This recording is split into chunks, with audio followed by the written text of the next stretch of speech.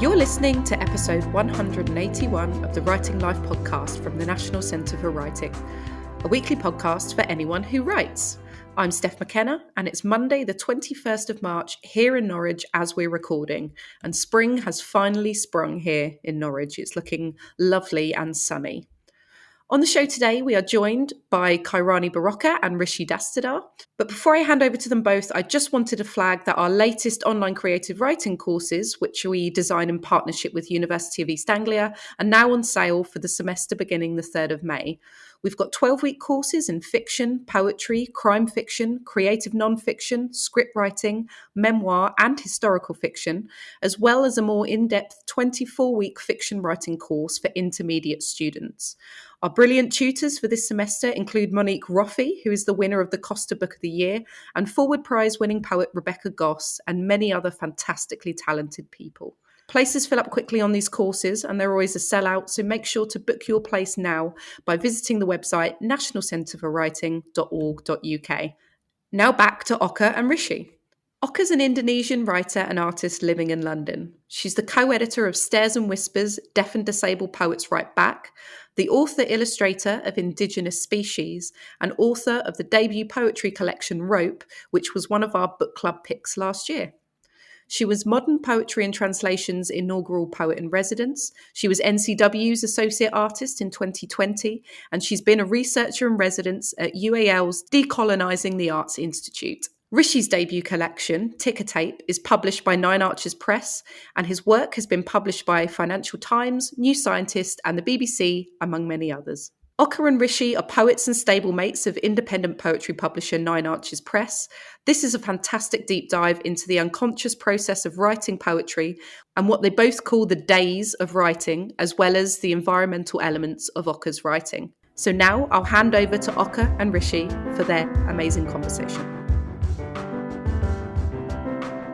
Hi, I'm Rishi, and I'm delighted to be here today speaking with Okka, my Nine Arches stablemate, about her new book, Ultimatum, Orangutan, which, if you've not read it yet, is just a wonderful and mind-stretching collection, which will give you a radically different perspective on ecology, colonial politics, the debt that we owe the rest of the planet, and lots of other good stuff like that. So it's so nice to be here with you because we're both stablemates at Nine Arches Press. That's right. And we've both just published our second books with Nine Arches. Right. In your case, Saffron Jack after Ticker Tape, and in my case, Ultimatum Orangutan after Rope. And I also had the honor of having a draft manuscript of Ultimatum Orangutan read by Rishi, and I also had the great honor and fortune to read a draft manuscript of Saffron Jack before it was published.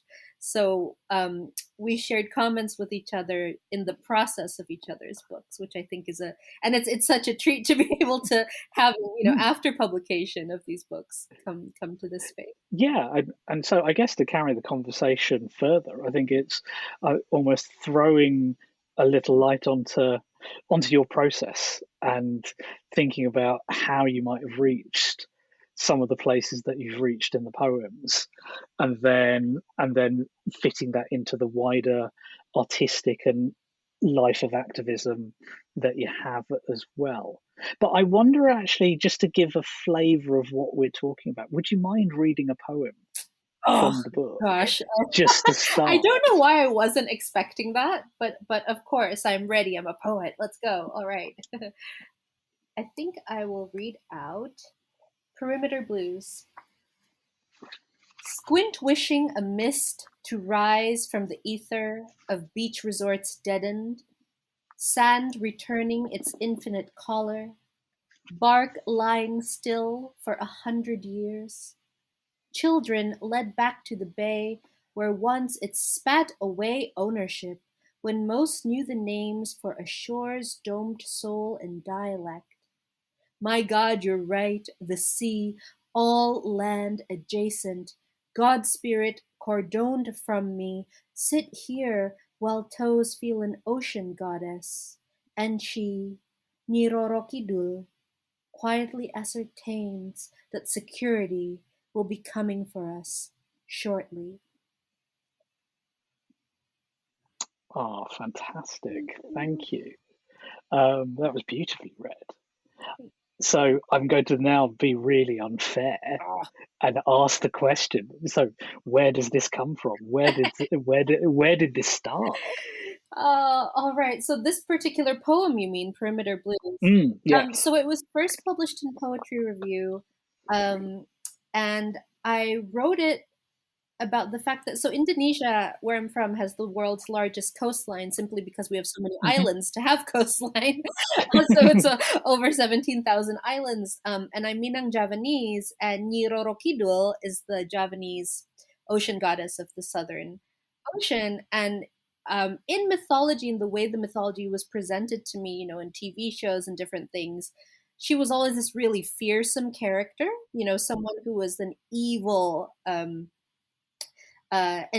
practitioner of dark arts and swallowing up sailors and all of this. And the older I get, I sort of have an empathy with her, and also thinking about all these I'm obviously, as an adult, I'm thinking about the ways in which women who are powerful are presented as being threatening, right, in mythology, and then also the fact that just an observation that so much of the coastline that was once public land is now owned by beach resorts, and locals can't even access that place anymore when it has spiritual resonance for them. So this is sort of an imagined sneaking into a beach resort in order to access that connection with Nyuroro Kidul, with the ocean goddess, and to sit there. But she understands that security is going to be coming for us because it's no longer our beach. So yeah, I just really wanted to show how privatization is.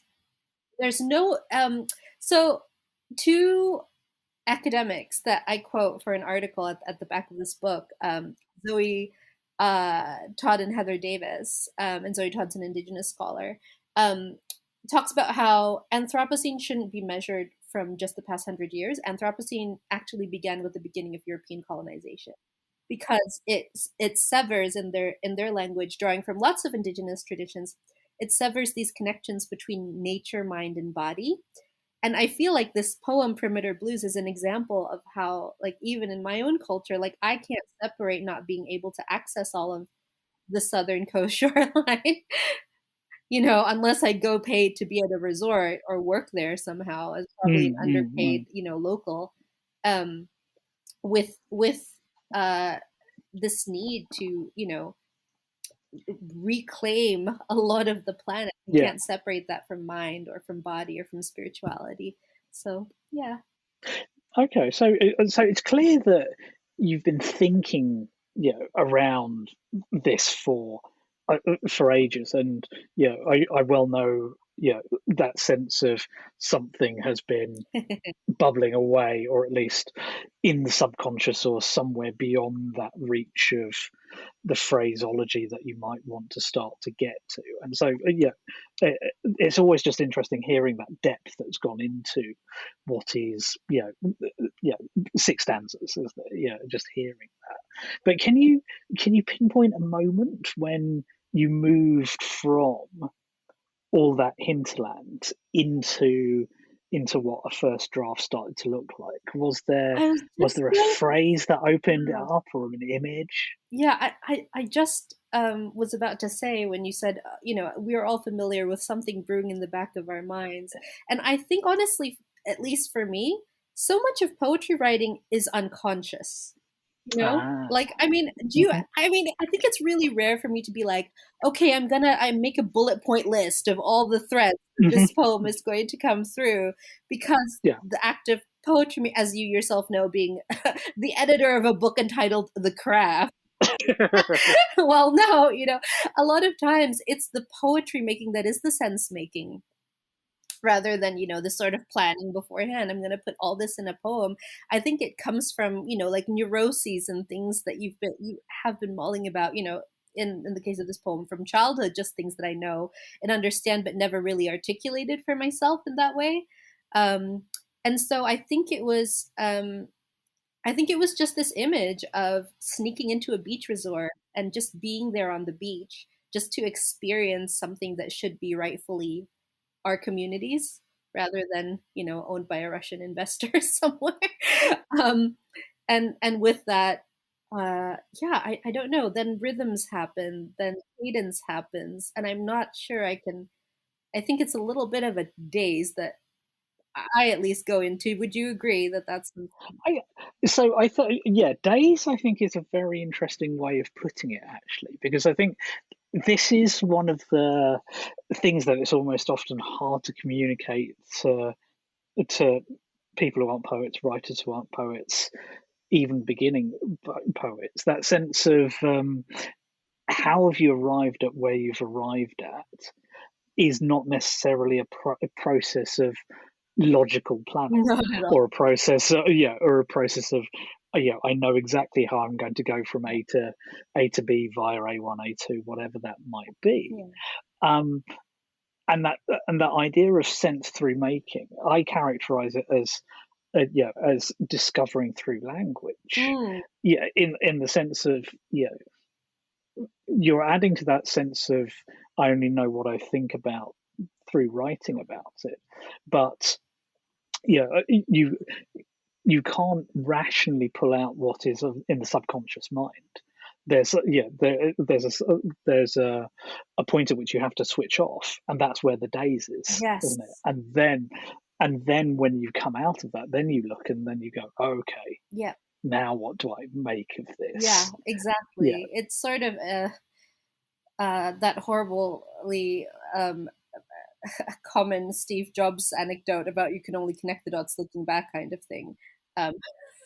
Not sure I wanted to quote Steve Jobs just then. But, you know what I mean? In the sense of, I think that we can order things logically after the fact, after the poem is created. And then even with a first draft, we can see, oh, I'm going in this direction, right? And then we align the poem to be more in that direction, which you don't always get right the first time, as you know, takes drafts a lot of time. Yeah, of course. That is the fun of it. I think, which is often a thing that gets forgotten as well. Yeah, this idea, this is not a thing that ever has to be right first time. This is not a thing that ever needs to be right first, is a great sentence. I mean, it's there. It's there to be uncovered. So let me be, if not provocative. Do you enjoy the daze? Yes, I love the daze. I live for the daze. I feel like I've structured my life so as to be able to, not every day for sure, maybe not even every week, but to regularly encounter the daze. We're not advocating for any, it sounds like a drug. Yeah, thing, but come get your legal writing high. Yes, the natural high of writing, and being in the daze, and I think that it's interesting to talk about the daze in the context of forming a whole collection.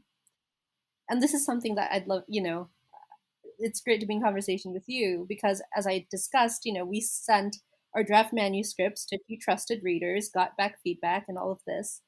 Did that do anything for you in terms of the daze of creating a collection, or is the formation of a collection in terms of ordering and everything not part of the daze that you're talking about?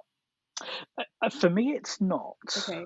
And my process is, I think, partly betrays the fact that, academically, I have far more of a rationalist, logical training. The perils of doing history and economics as Didn't you do PPE? No, history. I did modern history, but so the most rational of the humanities, as it were. So I like scaffolding. I like structures. I like patterning, and of course, there's a wonderful tension there between that and the daze, the moment of the creation, that gathering rush of finding stuff. And so for me, my process is the act of that act of creation, that 20 minutes, that half an hour to actually get the words on the page. Yeah, that's that. But the process of dreaming something that's 50, 60, 70 poems into a life and a shape is a deeper, longer term process, but something that I'm more conscious of rather than, and certainly, say for Ticker Tape, I knew where I wanted to start, where I wanted to end with that. Oh wow! And what had to be in the middle. But this is where collaboration comes in, because I couldn't see my way through anything else, and so that at that point, giving the manuscript to Jane Kamain, our editor at Nine Arches, and basically throwing up my hands and saying, "Help! What happens now?" Oh my gosh, that's such a great moment, though, to know, okay, I'm at the point where I've done all I can. Please help me. Yeah, and I think it'll be interesting to sort of compare notes on sort of the conversations you had with Jane about this, but certainly the conversations we had was, even if they're not necessarily things that are detected by readers in terms of the shape and the structure and You what, have if to any, know. You have to know what it is. Yeah. and so we went through long conversations about what is it the book trying to do here, what is the book trying to do here, Right. Everything and it was needs to only have when purpose. and it was only once we'd settled on those that we went, okay, that makes sense now. So it sounds like you went through something similar with Jane in organising. Yeah, and actually, it was a gradual process. Even I think a few things happened last year that really crystallized what the book ends up looking like. So I think that even the draft that I'd sent you looks quite a bit different. I think you noticed from the final result. One was the actual writing of the titular poem, Ultimatum Orangutan. And when that finally came out, and that all of these things were things that had been bubbling in me since childhood, then that became, okay, so this is the title. Because I love the title of the poem so much. I was like, okay, then this is the title. And that title tells you a lot. And even things like, okay, now I know what the cover is going to be. I wanted my hand with the energy Hadouken and the bulldozer. Originally, there were going to be stars in the background, but that's a whole other decision that I abandoned. And then another poem that really helped crystallize what the book was going to be is the Terjaga, the 4-part Terjaga segments in the book that break up the book. So that was all originally one poem. And then someone said to me, I think this should be in parts. I think Vani Capildeo said to me, I think this should be in parts rather than one long poem. And then I was like, oh, you know what? These are the interludes. These are the interludes that all connect up a whole and also speak about, climate change and environmental injustice from an anti-colonial perspective, right? And acknowledging, because I do think that a lot of talk about climate justice and environmental justice doesn't acknowledge the fact that there have been so many genocides and apocalypses that have happened to us before as a result of colonialism, and it's only gotten so bad that people in protected areas can feel them or are afraid of them. But all the destruction has been happening, and people have been dying, and whole communities have been broken up. Like, this isn't new.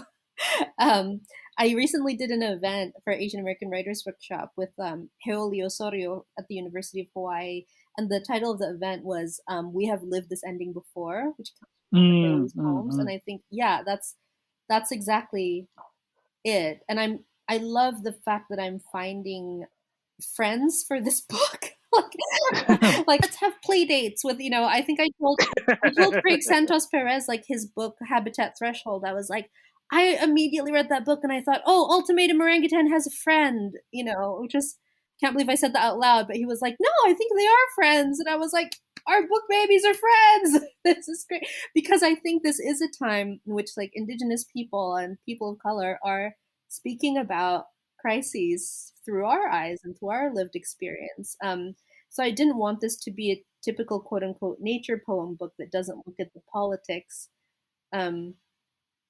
what is meant by nature. Like I went to uni, got a scholarship to uni in the States, and I, did environmental lit class, and I, read Thoreau, read, Walden, Robert Frost, all white men speaking, about, and Whitman, like, nature from their point of view, obviously omitting the fact that it's on stolen land. And like even national parks in the States, people, conservation, but it's on stolen land still, I'm quite literal about decolonization meaning land back, and in my view, decolonization also then has to mean, like, if you're a corporation that has taken up so much land in places like Indonesia, like, that can't be. Like, this land has to go back to indigenous peoples, because it's the only way we're going to survive. Like, indigenous peoples are the most effective caretakers and stewards of the rainforest, but are being kicked out all the time from these homes. So that ties in with something that struck me a lot, in that in that shift from first draft to second draft, and suddenly, not suddenly, but it feels like the politics is so full throated in the final book, and it's wonderful because of that, because the urgency and the fierceness with which that's expressed. How much, when you're considering that, are you thinking this needs to act as almost as an introduction for readers who won't have thought about the colonial aspect of ecocide? How much does it need to be unapologetic and say, look, you will find your own way in, but you have to hear this the latter point of view? So I guess talk us through that sort of that more conscious decision. I mean, I've always written about the environment in some way or another. Like, even in Rope, I would write about nature, right? And my first book, Indigenous Species, was very full-throated, political, unapologetic, just literally knife in the water, with Indigenous Species. And I remember, just moving to the UK, 2015, never lived in the UK before, like, just fully saying this is who I am unapologetically. And I think that I've been here now 6 years, and what I'm trying to dispel is this thinking of, like, oh, but the market, like, oh, but will white readers understand this? Because even if we say constantly, like, we don't need to think about that, like, that's complete kowtowing and whitewashing, because of the nature of the industry, as you well know, we can't help but I'll think about that a little bit. Like, why would this maybe not get the reach that, white nature poetry would, right? But you can't think about that, and you have to try. My goal is to try and be as unapologetic as possible. And because I don't want to dilute any of it. And I think that, as someone who works in translation as well, there's so many books translated from English that Indonesian people read, and we're just supposed to know what a trifle is, like we're just supposed to know what plimsolls are, or whatever, or even like the royal family and stuff, and it's not explained because it's expected you're gonna have to find that out, or this should be known, and I kind of like. That's something that Indonesian readers of Ultimatum Orangutan have noted to me and Jane, like, oh, this whole book, it doesn't explain every single thing that's in Indonesian or every single thing. And I'm like, yeah, I'm glad it does explain some things in the back, but for the most part, yeah. So, and I think that touches on something that's really interesting, and also, I was going to say quietly subversive, but it's actually not at all.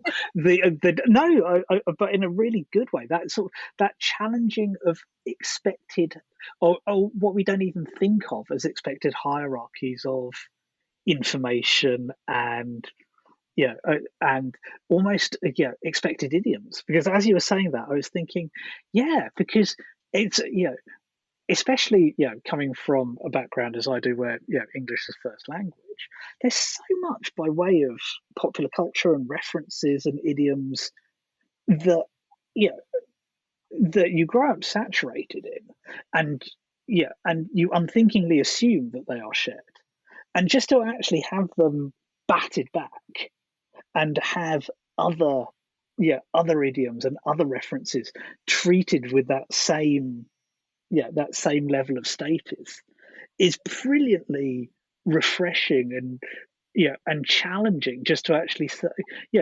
shake people out of comfortable assumptions Oh, about thank you so much. your framing of the world is what you expect it to be, because of course this is one of the fundamental radicalisms of the way that you write, isn't it, to actually say we need to be as centered, more than centered in our stories, not what the hell you've done to us. This is, oh my gosh, that's a really good. I always try. Thank you, because I always try to make the point being, survival and joy and continuation. There was a point after the manuscript was finalized and it had been sent to readers and different things that I told Jane, I was like, oh God, this is such a depressing book. I don't know. I don't know why. I don't know why I would read it. But then so many people came back saying that it gave them a lot of hope.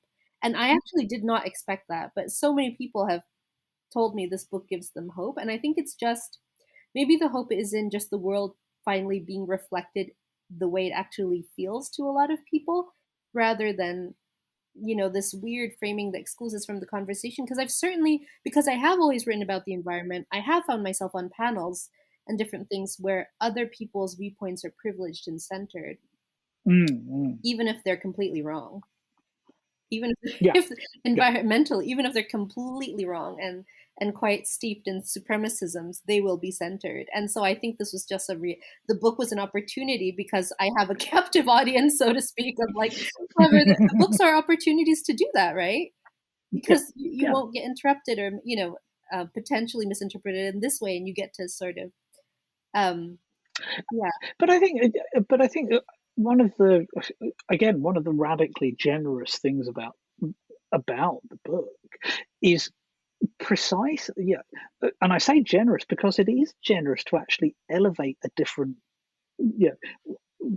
what appears to readers initially as a different viewpoint, which actually, as you go through the book, is revealed to be not different because of anything other than radically putting in place a perspective that, for XYZ reasons, is unfamiliar, and demanding of the reader, well, actually, it shouldn't be as unfamiliar, simply because you're claiming a worth and a validity for viewpoints which shouldn't have to claim that, because they should be respected and heard in that way. And I think in the back of people's heads, people actually already know this stuff. Like, if you know that Britain was a colonizer, of course you know that colonialism contributed to the ravaging of lands and the stealing of land for, like turning farms into factories and all of this stuff. Like, people like you and I certainly know that, but I don't think we even get a chance to speak about it enough. And this is what I want the book to be, sort of a conversation piece. Again, though, written in this sort of the wonderful days where it's not like bullet point, make this a conversation piece, make this conversation piece.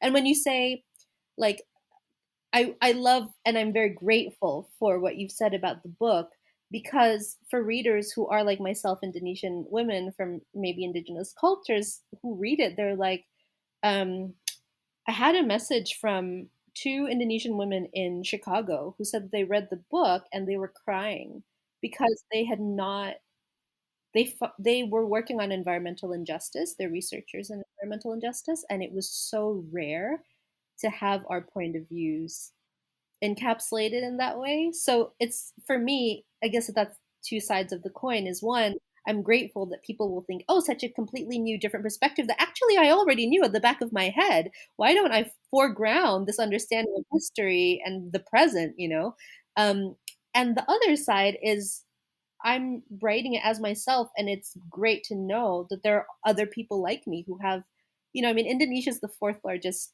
country in the world by population. There's so many voices that I don't think reach the English language, but are similar to mine. I don't think I'm alone in that. And I think everything I've learned is, as you know, from the launch that you kindly beautifully read in, like, so much of what I know about the environment is just like from my family and from activist friends and stuff. It's communal knowledge, so I owe a lot of people. But it's not something, I'm not an environmental expert by any means. I just absorb what I've been around and experience. That prompted a thought there. It's not about hopefulness. I think it is about. So I guess it's about perspective, isn't it? And just actually, the challenge here that there is almost to what we've come to expect in a Western-centric viewpoint when we're thinking about ecology, thinking about the Anthropocene, and actually the fact that things that might look like alarm bells, things that might look like warnings, have actually been coming from somewhere for 15, 20 years more than that anyway. And now, there's almost a frustration that, we've been telling you this and you've not been listening. Hundreds of years, not 15 to 20 years. Like, everyone, indigenous ancestors that were colonized fully knew that this would happen, that if you privatize all the lands and use them for whatever means and junk up the world, bad things will happen. So this is truly just the tail end. This is how bad it's gotten. It's not new at all. And having grown up around indigenous activism, I know that, so much of what we try to get across doesn't even get across in, mainstream national media, but is only validated when like a white scientist says that it's so, because indigenous knowledge isn't valued. So it's like way beyond 1520. It's like hundreds of years of this stuff. And people literally dying to try and protect their lands. And this concept of nature, I don't know if I even, have you heard of Tommy Pico? Have you read his poetry? I haven't, no. Tommy Pico is an indigenous poet, queer poet, and his book is, I think it's called Nature. Yeah, Nature Poem, published 2017 by Tin House. I really love that book, and I thought it was another friend book to Indigenous Species. And that's another book that, to me, just really flies in the face of what is meant when you talk about quote-unquote nature. Like, spend more time in nature, get to know nature. And not about, and in his case, as an Indigenous American poet, it was playing with these stereotypes of Native Americans must be closer to nature. And he's writing about being in New York City, like eating junk food and like dating and all of this stuff. Yeah. And like, well, for him, like, this is nature. I am interacting with like the natural world, but I'm subverting all your expectations of what a Native American man should be in terms of writing about nature. It was hilarious to me. And I was like, oh, I love this. And this is how I write, but in a different way, I thought, in terms of like, ecofeminisms and because I think a lot of history is told through the eyes of colonizers. There's so much stuff that's related to like CIA aided genocide in Indonesia. Who knows about that? Like the killing off of the feminist movement in Indonesia, literally. Who knows about that? And that's all tied to privatization of lands. So for me, the words nature poem are so triggering in a weird way. Like they triggered this book. They triggered this book because it was so much of just being fed other people's perspective of what nature is, a sanitized settler colonial perspective. Climate change is new, environmental justice is new, all of this stuff. And I think there's always been over the course, especially of the last year, this weird sort of reverse echo, in a sense, in the utilitarian way that we've been encouraged to use nature as a way of getting through the pandemic, as it were. Go for long walks, and timing greenery will make you feel better. Now, I know that at some level there is always going to be this sense of nature as a resource to be used. I mean, it's hard to shake that economic driven way of thinking that that has been happening for 400 years plus. But I think there's a real, almost, you can draw the continuum, can't you, from from, as you say, nature poem, which sort of superficially suggests something benign and something lovely and something reflecting and spiritual rather than and something healing. punk, which is Yeah, more like the sense. But then all the way through to if you take that that unacknowledged utilitarian bent to its end, you get orangutan, which is where just rapaciousness exceeds capacity, and there is absolutely no sense of the circularity that's needed to restore or anything like that as well. And I guess one of the things that the book does is show the perilousness of an extractive mindset and an unacknowledged extractive mindset. Oh, it makes me so happy to hear you say that. It makes me so happy to hear you say, even though it's such a dark subject. It is. Yeah. So I'm not clapping at the perilousness of extraction. I'm like, yes, no, I'm not condoning. Yeah, listeners, we are not praising the perilousness of an extractive mindset. Let us be clear. Yes, and thank you for drawing that line, because of those the extreme of utilitarian understandings of nature leading to ultimatum orangutan. Because I don't think of nature as a resource, and I think a lot of indigenous peoples, whether they're from Indonesia or elsewhere, refuse to think of nature as resource, because I'm against the financialization of nature. I'm against things like biodiversity credits, because it's just an excuse for businesses, frankly. And I've seen this my whole life, to say we're sustainable. We're basically shifting pollution here because we've bought credits here. It's shifting the problem, and it's maddening to see on the ground level. It's really dangerous. And the externality still has to go somewhere. Yes, and the corruption that is involved in governments, with carbon credits and everything. It's just, I refuse to think of nature as a resource, and it's funny because everything. Okay, so in 2019, I was finishing up my PhD, and the thing that kept me sane was the video game Stardew Valley, which you might have heard of, which I became completely obsessed with. I had multiple characters. I was married to a doctor. We had 2 kids in this scenario. It was like a whole life I had. I was, making my own preserves and all of this, just to, put off the idea of looking at a bibliography from one more time. Helped me get it done. But I just realized, oh gosh, this is one of the most popular video games in the world, and people love this idea of using things as resources in this game. People think about the gamification of life as people think the issue is, we don't have enough natural resources. And what that sentence doesn't state is, for what, right? To feed this Western consumerist lifestyle, we've been killing off other parts of the world to feed our needs. And there's not enough to feed our needs. So, oh no, what do we do? Rather than the whole idea of thinking of this ancestral rainforest as a resource is messed up. It's messed up because you're killing off another person's way of life, And so, and I think that in of itself speaks to a couple of things, doesn't it? One is the thing that you can smell and feel in the air right now, which is let's, for want of a better term, call it the Musk Bezos justifications for exploration, which is basically one planet exhausted, let's go find another one. Yes, which is of course it would go to that extreme. Of course, Mars. But so there's that going on, but just this. I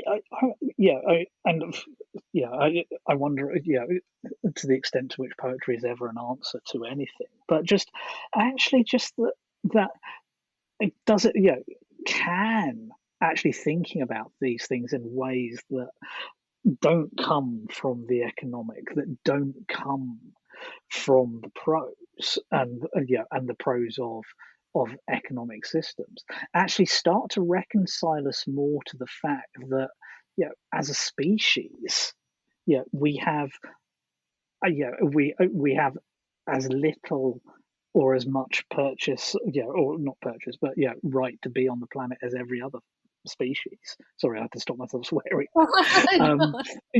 And just actually, how do we actually start to shift a mindset that actually says, look, just because of an accident of good fortune, we're temporarily top of a food But chain. I think also the way that people speak about environmental crisis as a human species problem, which I do as well. I do as well in Ultimatum Orangutan. I certainly write about that, right?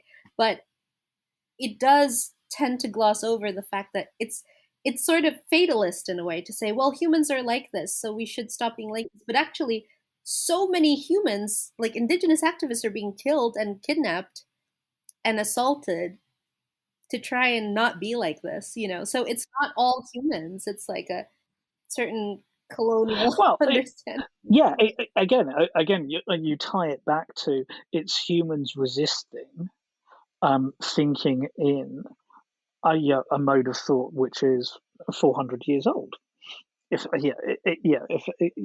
Effectively. And so I guess I'm sort of poking at the idea that how much can poetry actually start to shift things, nudge things at the edges. I mean, clearly you write in this mode because you can, and it has an impact on readers. But when you're thinking about where the poems sit in your larger work and your art and your activism as well, do you delineate between them? Do you draw distinctions, or is it it's all part of the one? I think what I try and do as a chronically ill person is listen to my body, and I always need to expel a lot of energy. Because it's really annoying being like an Aries in a chronically ill body. Like I have so much energy, but I'm so tired so much of the time. So sometimes it's like, gosh, okay, maybe all I can do is like write a poem on my voice note on my phone with my thumb. And that's all I can do for tonight in terms of that, as all of us, sometimes experience. And sometimes it's like I'm wrapping up a welcome commission right now that's on in a couple of weeks, which is 5 large-scale digital collages and a poem for each.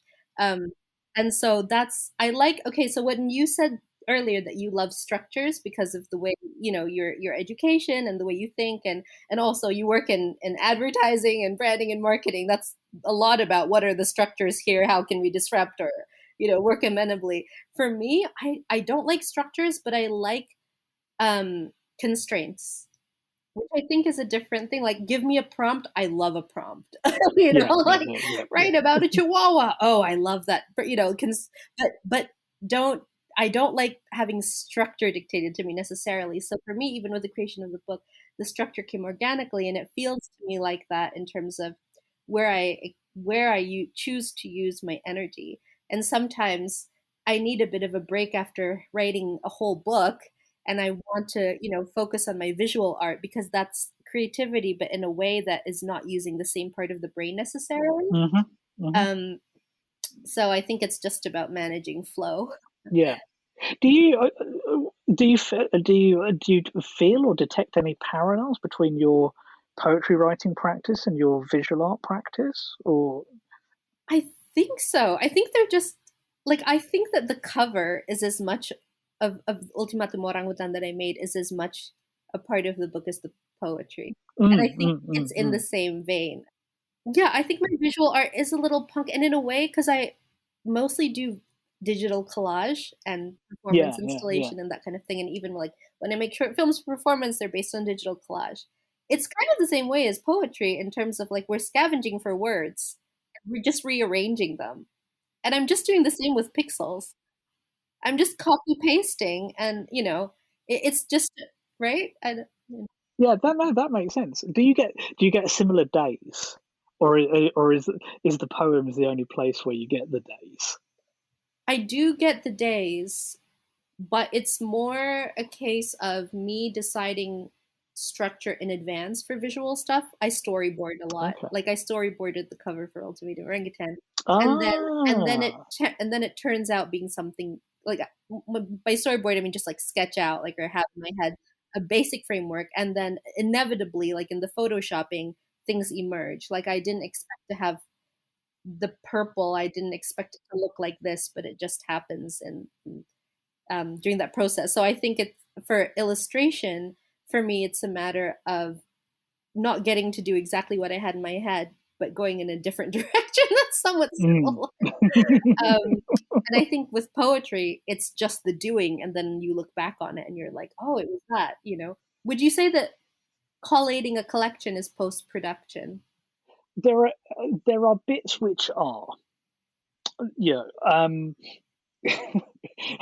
I am the sort of creative that has been on shoots known to say it's okay, we'll fix it in the edit, and I've relied far too much on that.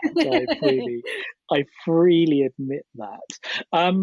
Where are the analogies? I think so. The hardest thing, at least in my experience, of any form, any aspect of creativity, whether it is a book, whether it is even a 10-second video, is any form of fidelity to the vision that you originally had in your head, and trying to achieve what you need to get close to that fidelity, knowing that you necessarily lack the skills to get what you need to get to even come close to that fidelity, but then also trusting that you will discover in the process moments of serendipity that it ultimately make the thing better than your initial vision was. And blending all those together in the face of all sorts of different pressures. So, whether that's client pressure, whether that's budget pressure, whether that's time pressure, whether that is audience expectation pressure, whether that is your own vanity pressure, whether that is your sense of damn, I really need this book to try and sell or be noticed pressure, and cleave to or trim to what you think might be in place. There's and I'm not necessarily saying that any of those are wrong and bad, but ultimately the hardest thing is to hold to a sense of this thing that you're making is a thing that only you can uniquely make.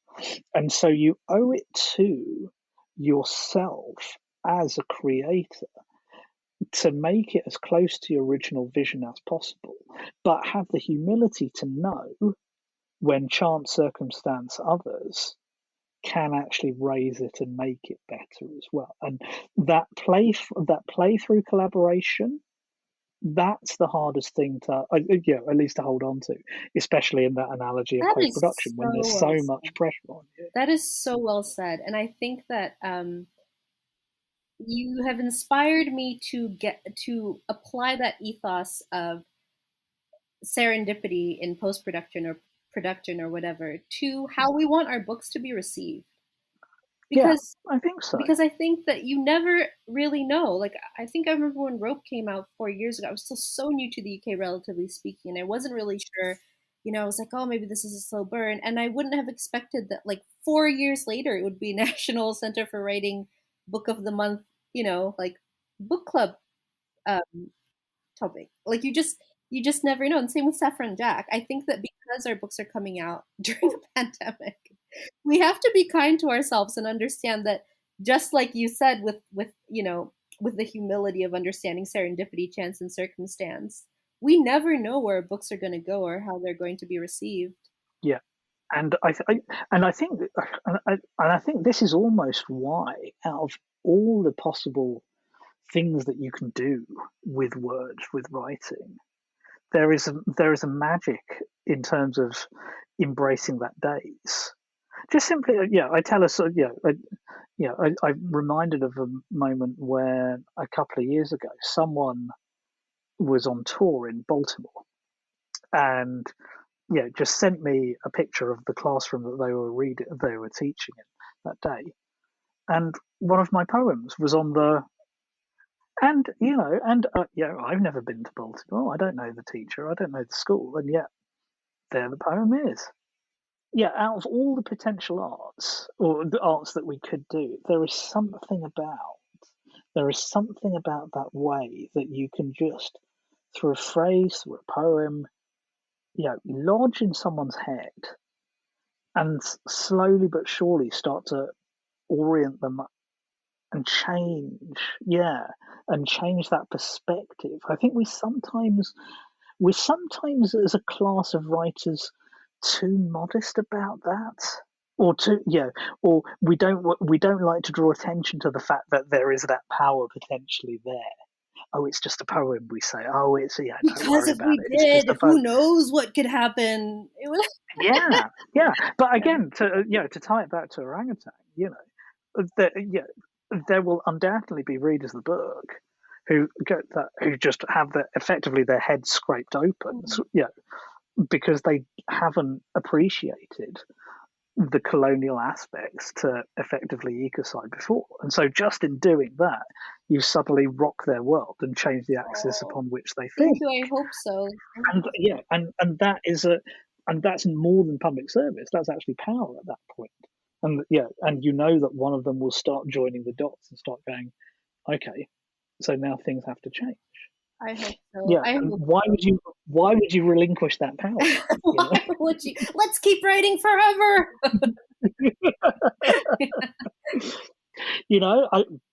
I feel like we're coming to a bit of a natural point here. I'd like a request. Can I ask you to read one more poem to go out on? And it's paradoxically the opening poem. Oh, a specific poem. Okay. A specific poem, because I think I especially in the last stanza there, I think that takes us out in a very apt and positive way. This used to be the titular poem. My book was called Sequelae. It's, as you know from the manuscript I sent you, it was called Sequelae because of this poem and the idea for the title. Okay. Thank you for appreciating it. Hello, Sequelae. Because another storm is humming, you squat by a creek, chin out, tease the fringes of river intoxicant, thumb and forefinger dunked in the wet, breathing air that makes you a statistic, low to the ground, lung-filling spatter. Pry yourself from rushing water.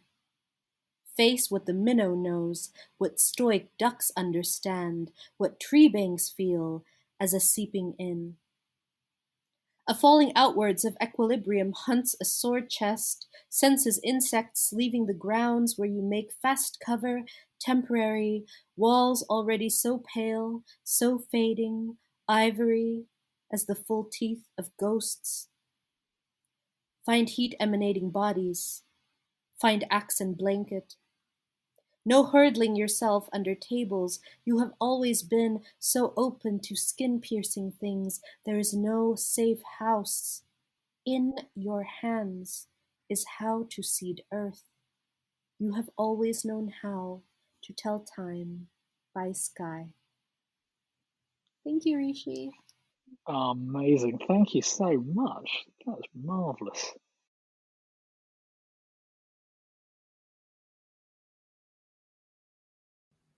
Thanks for listening, and thanks to Okka and Rishi for their time. If you've got questions or you want to get in touch, you can find us on Twitter and Instagram at Writers Centre or on Facebook, and you can find out about all of our events, our workshops, and catch up on the podcast at nationalcentreforwriting.org.uk. As a UK registered charity, we rely on the generosity of our supporters to make our work possible. You can make a donation today over on the website by going to the Support Us page. Please do subscribe, rate and review the podcast because it helps other people to find us. Thanks again, keep writing, and I'll catch you on the next episode.